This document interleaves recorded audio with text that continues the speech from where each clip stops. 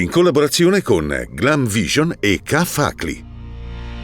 Drammatico incidente in A22, muore l'autista del camion coinvolto nel tamponamento a catena, un'altra persona trasferita all'ospedale. Maltempo, le raffiche di vento abbattono un albero che devasta un'auto, scoperchiati alcuni tetti in Barrendena, la protezione civile estende l'allerta gialla. Dubbi di incostituzionalità, la Corte dei Conti suggerisce al governo di impugnare la norma sull'A22 con le deroghe per i compensi del CDA. Nel corso del rendiconto chiarificato, i giudici contabili confermano il giudizio di irregolarità, ma hanno anche bacchettato le province di Trento e Bolzano.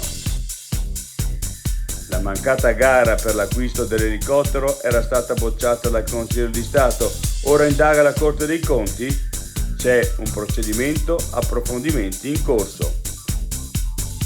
Visite specialistiche e ritardi nei codici di priorità. Servono fino a 56 giorni per avere un RAO C.